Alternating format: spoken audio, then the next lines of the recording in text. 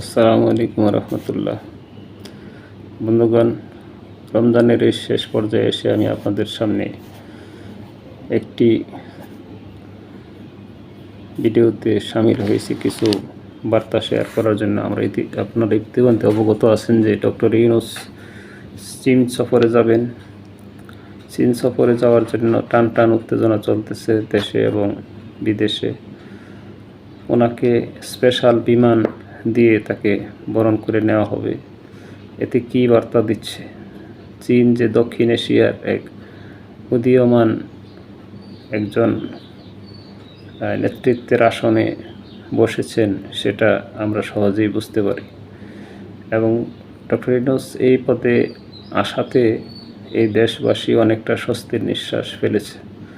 এই পদে আর কোনো ব্যক্তি বাংলাদেশ তথা দক্ষিণ এশিয়ায় নেই যে লোকটি এইভাবে এই দেশটাকে হ্যান্ডেলিং করতে পারত। উনি বসাতে ভারতসহ গোটা বিশ্ব তাকে একটা সমীহ করে চলতেছে। ভারতের যদিও মাথা ব্যথা, তারা কারণে অকারণে বিভিন্ন ষড়যন্ত্রে সামিল হচ্ছে, ডিস্টার্ব করতেছে, কিন্তু আমরা জনগণ এবং ছাত্র জনতা যদি ঐক্যবদ্ধ থাকি, ভারতের এই কুচক্রী কর্মকাণ্ড কখনই সফল হতে পারবে না। ডক্টর এমন একজন ব্যক্তিত্ব, গোটা বিশ্বে ওনার গ্রহণযোগ্যতা, এবং উনি অত্যন্ত ব্রিলিয়েন্ট, অত্যন্ত দক্ষ। সব ক্ষেত্রে ওনার স্বপদে উনি দক্ষ ছিল এবং রাজনৈতিক ক্ষেত্রে আমি মনে করি দক্ষ, কারণ উনি এদেশে জন্মগ্রহণ করেছেন, এদেশে বড় হয়েছেন। এদেশের মাটি মানুষ, রাজনৈতিক দলের কালচার, গতিবিধি সবই ওনার চোখের সামনে ঘটেছে। সুতরাং সেই অভিজ্ঞতার আলোকে উনি সব কিছু পরিচালনা করতেছেন। উনি রাজনৈতিক ময়দানে ছিল না, রাজনীতি বুঝে না, এমনটি বলা বালখিল্যতা ছাড়া আর কিছুই নয়। ডক্টর ইউনূসের সময় আমরা আরেকটি জিনিস লক্ষ্য করি যে আলহামদুলিল্লাহ ইফতারের সময় কখনো কারেন্ট ডিস্টার্ব করে না, সেহরির সময় যায় না, তারাবির সময় যায় না। এই যে নিরবচ্ছিন্ন আবাদত বন্দেগীতে মুসলিম উম্মাহ সময়টি পার করতেছে, এটা মহান আল্লাহর এক বিরাট নিয়ামত। আমি আশা করি মুসলমানদের অন্তরের অন্তঃস্থল থেকে দোয়া তার জন্য বর্ষিত হচ্ছে। এবং দ্রব্যমূল্য গত বছর এই সময় পেঁয়াজের কেজি ছিল 140 টাকা, এখন আমরা এক পাল্লা পেঁয়াজ 120 টাকায় কিনতে পারতেছি। উনি কি আলাদিনের চেরাগ হাতে পেয়েছে? আমাদেরকে বোঝানো হইতো যে ভারতীয় পেঁয়াজ না আসলে এই দেশে পেঁয়াজের কেজি হবে 1000 টাকা এবং আমাদের রান্না চলবে না। সেই জন্য প্রধানমন্ত্রী মাঝে মাঝেই গণভবনে বসে নানান ধরনের রেসিপি দিতেন।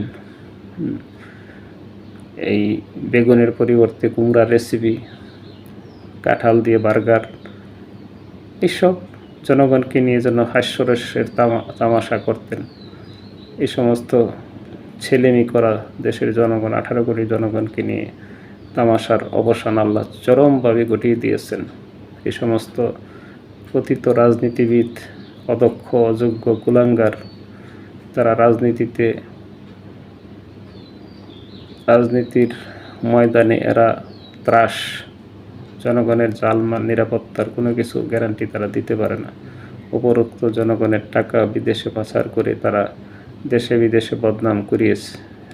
আজকে আন্তর্জাতিকভাবে তারা ধিক্কৃত হচ্ছে। সুতরাং তাদেরকে পুনর্বাসন করার জন্য জাতীয় পার্টি এবং দেশীয় যারা দোসর এবং ভারত উঠে পড়ে লেগেছে, এই চক্রান্ত ছাত্র জনতা ইনশাল্লাহ রুখে দেবে। তাদের সেই কুচক্রী চিন্তা চেতনা কখনোই আর এই জমিনে বাস্তবায়ন হতে দেওয়া যাবে না। সুতরাং দেশবাসী, আপনারা সতর্ক থাকুন, সদা প্রস্তুত থাকুন এবং আগামী দিনে বিশেষ করে জামাতে ইসলামী এবং ইসলামী দলগুলির ঐক্যের মাধ্যমে এই ভারতীয় গুপ্তচরদের এবং আওয়ামী পান্ডাদের চক্রান্ত প্রতিহত করতে হবে ইনশাল্লাহ। আল্লাহ তাআলা সবাইকে সেই তৌফিক দান করুন, আমিন। ওয়া আখির দাওয়ানা আনিল হামদুলিল্লাহি রাব্বিল আলামিন। আসসালামু আলাইকুম ওয়া রাহমাতুল্লাহি ওয়া বারাকাতুহু।